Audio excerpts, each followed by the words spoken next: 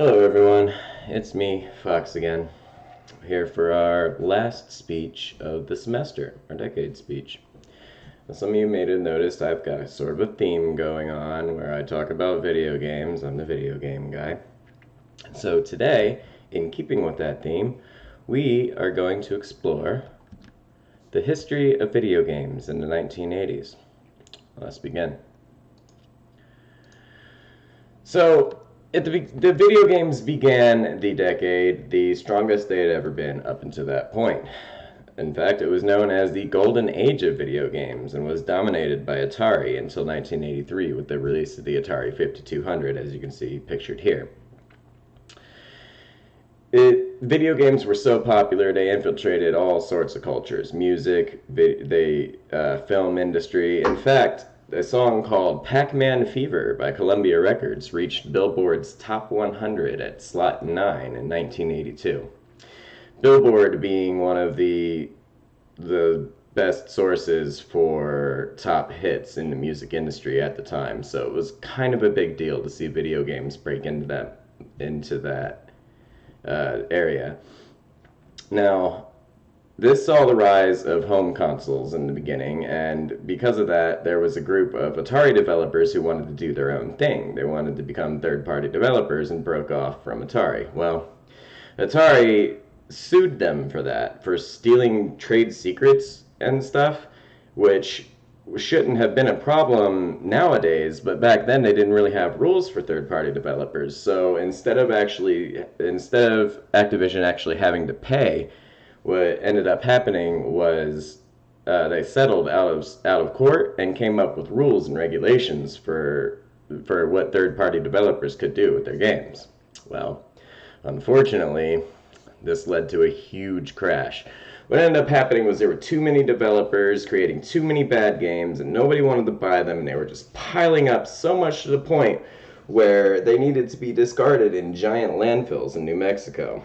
Well, Money.cnn.com reported on one of the findings of these landfills decades later, and as you can see here, there are just tons and tons of copies of Atari games just littering the place, with E.T., the extraterrestrial, being a poster child for the crash because, well, that game sucked, and it sucked bad. You couldn't even beat it. Like, people were throwing this cartridge away left and right. It's not a surprise that the video game market crashed.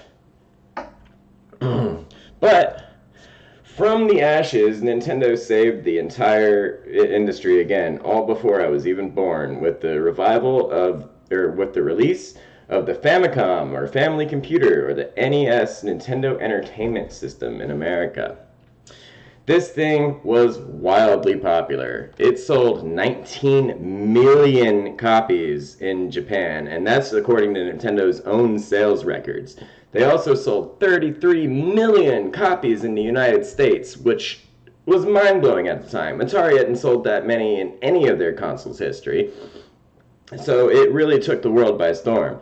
And in the markets where Nintendo couldn't quite capture, the Sega decided to take over those other markets. They took over the South American and Australian markets, selling over 20 million copies worldwide, which may have been just a drop in the bucket for Nintendo sales, but between the two of them, that's about 70 million copies of this home entertainment system, which single-handedly revived the video game business from crashing. I don't know how I can explain the relief that I feel upon finding this information. If Nintendo hadn't revived the industry, I may have never been introduced to video games, which is like a very key element in my life. I can't exaggerate how important it is that Nintendo and Sega took over this crashed market in 1983.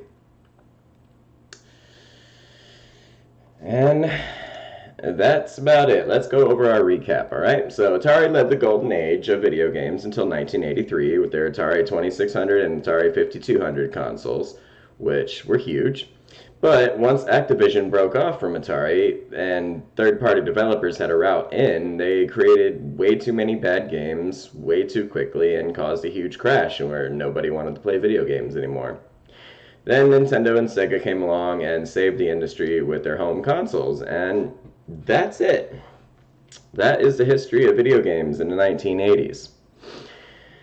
Now that that's over, I want to go ahead and talk about something else. I want to congratulate everyone in this class for making it as far as we have now. We've had a wild semester, what with this coronavirus outbreak and having to move everything online, and things were very confusing and traumatizing, but here we are, at the end, our last speech, and we're about to graduate. So, I want to thank everybody for making it this far and for watching my speech on video games in the 1980s.